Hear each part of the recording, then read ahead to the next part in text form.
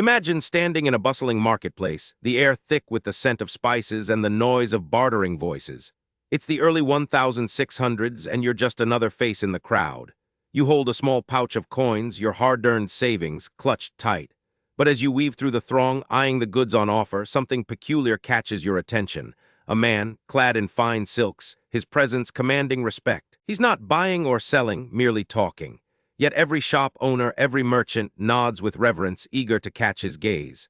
Who is this man, and why does he wield such power without ever reaching for his purse? In a world without digital banks, stock markets, or even reliable postal services, wealth and influence were not born from mere financial acumen. They germinated from a more subtle art, an ancient dance of alliances and whispered promises. Before the age of instant communication and transparency, influence was currency, and those who mastered the art of connection ruled the world. But how? How did individuals rise to such heights of power without the tools we consider indispensable today? The answer is elusive, hidden beneath layers of human ambition and societal structures designed to elevate the few. Let's peel back the layers. Imagine you're in a stately court, the air tinged with the scent of burning wood and the soft murmur of voices. The king sits on his throne, surrounded by courtiers and advisors. You're among them, a newcomer hoping to catch a sliver of the monarch's attention. But you're not alone in this pursuit. All around you, men and women are vying for the same prize. A nod, a smile, an acknowledgement from the ruler that could transform their fortunes overnight. Here lies the problem.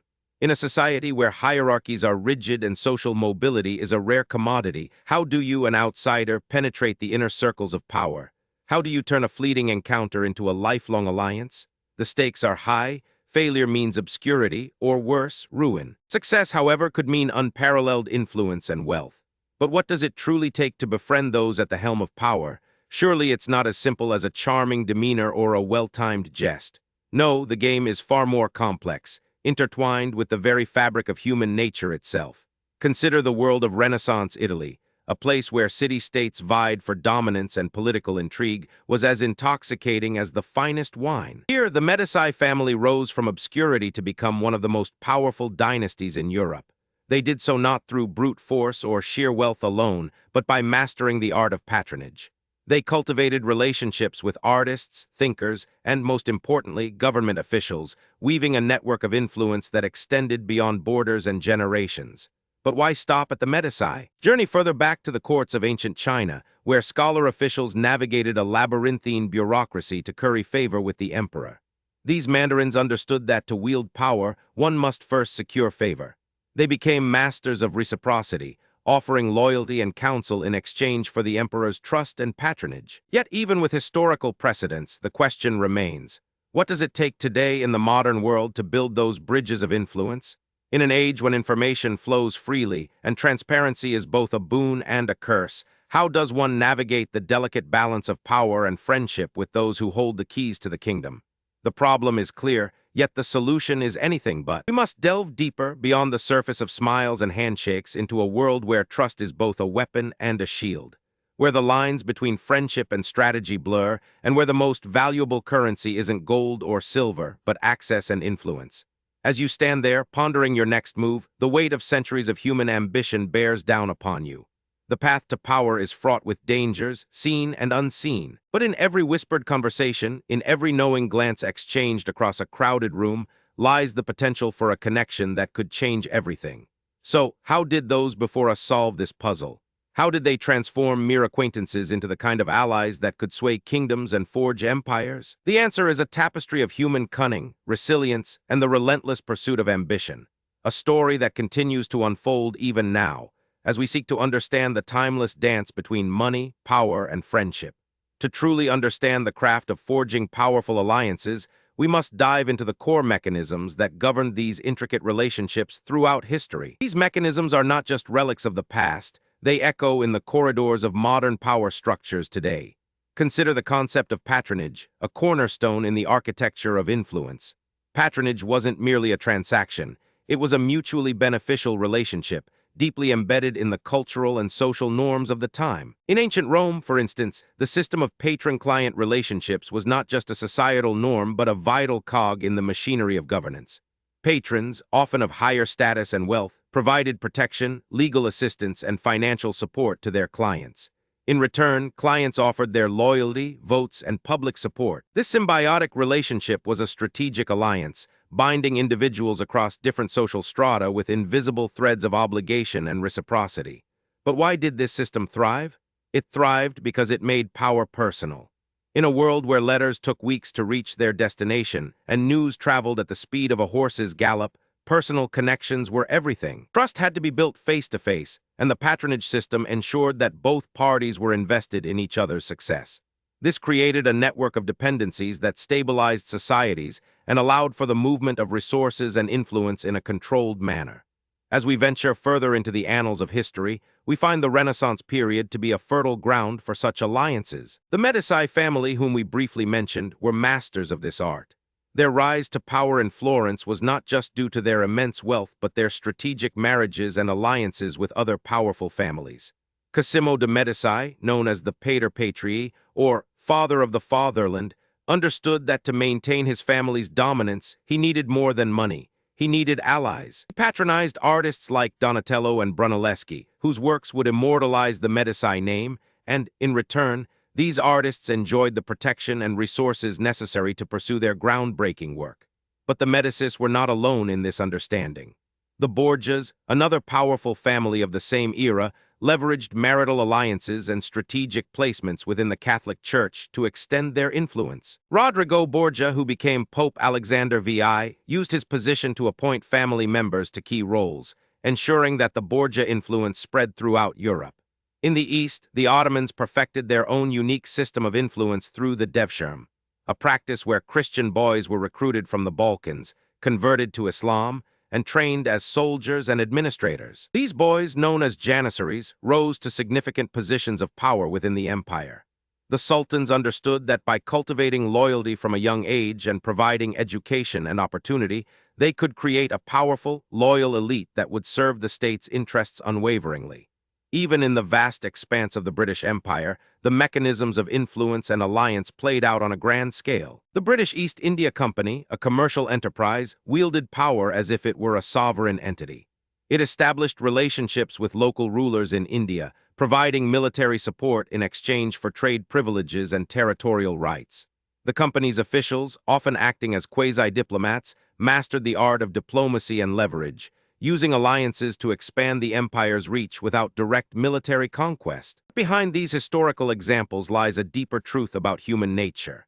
At its core, the art of influence is about understanding motivations, both your own and those of others.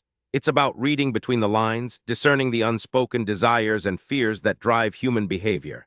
It requires a deft touch, a balance of assertiveness and empathy, and the ability to see the world through the eyes of others. This brings us to the concept of social capital, a term that may sound modern but is as old as time itself. Social capital is the currency of trust and mutual respect that enables societies to function. It's the bond that facilitates cooperation, allowing people to work together towards common goals. In every historical example we've explored, the builders of influence were those who understood the value of social capital and invested in it wisely. Take, for example, Benjamin Franklin, one of America's founding fathers. Franklin was a master networker, leveraging his charm and wit to build connections across the Atlantic. His ability to forge alliances in France during the American Revolution was pivotal in securing French support, which was crucial for the colony's victory over Britain. Franklin understood that diplomacy was about more than treaties. It was about relationships, sincerity, and shared interests. In Japan, during the Edo period, the Tokugawa shogunate maintained peace through a system known as sankinkadai. Daimyo, or regional lords, were required to spend alternate years in the Tokugawa capital, Edo, modern-day Tokyo, effectively as hostages to ensure their loyalty. While this system was designed to prevent rebellion, it also fostered a culture of mutual respect and exchange among the ruling class. The daimyo, despite being under the watchful eye of the shogunate, could cultivate relationships with the central government, ensuring that their interests were represented. So, how does all of this translate to today's world? In an era dominated by digital communication and globalization, the principles remain surprisingly consistent. Influence is still built on relationships, trust, and mutual benefit. Modern power brokers, whether in politics, business, or culture, still navigate a world where personal connections can make or break careers. The mechanisms may have evolved, but the human drive for connection and influence remains unchanged. As we peel back each layer of this complex puzzle, it becomes apparent that the art of influence is not bound by time or geography. It is an enduring aspect of humanity, a testament to our intrinsic desire to connect, to belong, and to shape the world around us. The dance of power and friendship continues, as relevant today as it was in the courtrooms of the past, waiting for those bold enough to master its steps. So as you stand at the edge of this vast tapestry, the question lingers: how will you weave your own thread into the fabric of history? As we navigate through the corridors of power and influence, the historical lessons echoing in our modern world become strikingly clear. Today, the mechanisms of influence may be cloaked in the digital glow of social media profiles and LinkedIn connections, but at their core, they remain much the same. The art of building relationships, fostering alliances, and wielding influence has adapted to new landscapes, yet its essence is timeless. In our contemporary society, the pathways to influence are no longer constrained by physical proximity or limited to the elite few. The digital age has democratized access to power in unprecedented ways, allowing anyone with an internet connection to potentially reach the right people. Platforms like Twitter and Instagram have become modern-day marketplaces, where ideas are traded and connections forged in real time. Consider how influencers on these platforms, with their vast followings, have crafted entire careers by building trust and rapport with their audiences. They don't just sell products, they sell authenticity, crafting narratives that resonate on a personal level. This is not unlike the patrons of old who aligned themselves with artists and thinkers to boost their own stature and influence. The language and medium may have changed, but the strategy remains eerily similar. In the business world, networking has become one of the most crucial skills for success. Corporate leaders understand that the right connections can open doors to partnerships and opportunities that would otherwise remain closed. They attend conferences, join exclusive clubs, and engage in strategic collaborations, all with the aim of expanding their sphere of influence. The old adage, "It's not what you know, but who you know," rings true now more than ever. But as we draw these parallels, we must also recognize the shifting sands beneath our feet. The transparency brought about by technology has introduced both opportunities and challenges to the art of influence. On one hand, it exposes hidden agendas and holds the powerful accountable. On the other, it demands a level of authenticity and integrity that was not as stringently required in the past.